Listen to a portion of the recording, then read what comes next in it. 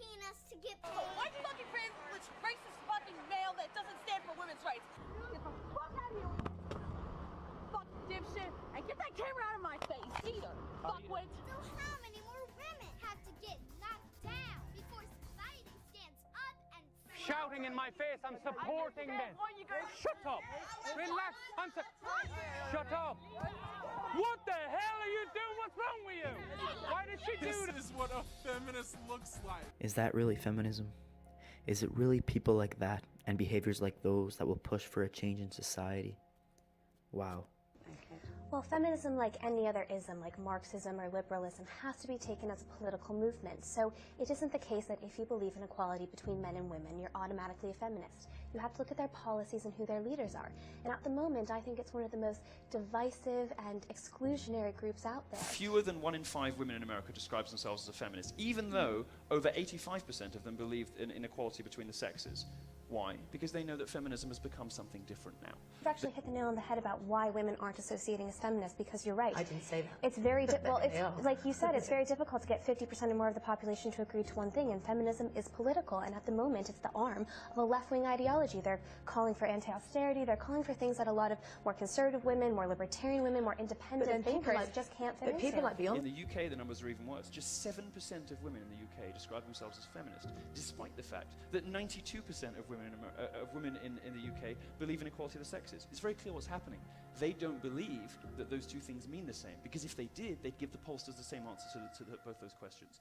Women know that feminists say one thing and do another. For one reason that I personally can't associate with feminism, because especially in the West, what feminism is attacking is not violence on women and not violence on women across the globe. It's focusing on things like the gender pay gap, which the Office of National Statistics has proven is not true for women between the ages of 20 and 40. It's focusing The on pay things. gap is just under 10%, isn't it? 9.4%. If you start taking in the reasons why there's a gender pay gap, like women choosing to work less hours and women choosing to take time off, then the pay gap basically disappears. And they know that the feminism you're talking about, it's very convenient, isn't it, to sort of treat men like shit, and then when people say I'm not a feminist, say, oh, but feminism's out of quality.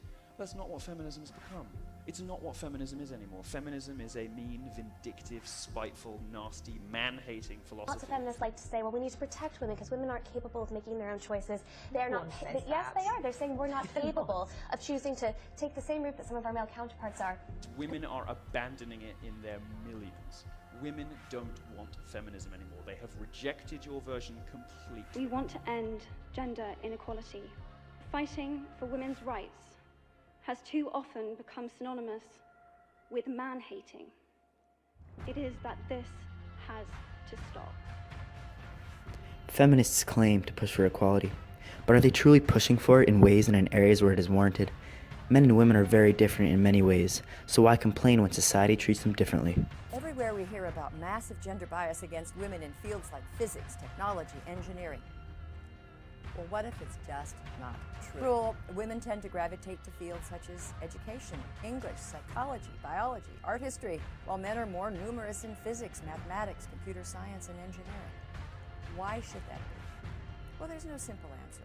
But when professors were asked why there was a relative scarcity of female professors in math, science, and engineering, 1% believed that it was because of women's lack of talent. 24% believed that it was because of sexist discrimination. And 74% chalked it up to differences between men's and women's interests. Man or woman, if you feel oppressed due to statistics that aren't in your favor, stop pouting. Protesting has no effect on stats like these. Taking action does. For every 100 girls who score 700 points or higher on the math section of the SAT, 184 boys do the same. The SAT performance gap suggests that there may be more boys at the highest level, but I still would say it does not adequately explain the dearth of women in Math 55 or university physics and engineering, because there are many gifted females who could succeed in math and computer science, even if the pool is somewhat smaller. Men don't have the benefits of equality either. We don't often talk about men being imprisoned by gender stereotypes, but I can see that they are. So there has been an avalanche of literature claiming that women face hostile environments in math, tech, and engineering programs. Well, here's the first problem with all this.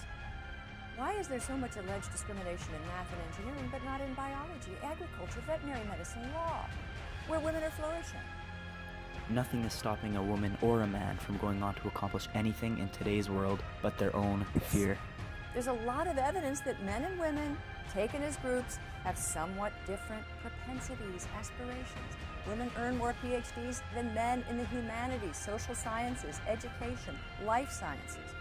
But men prevail by large numbers in engineering, physics, computer science.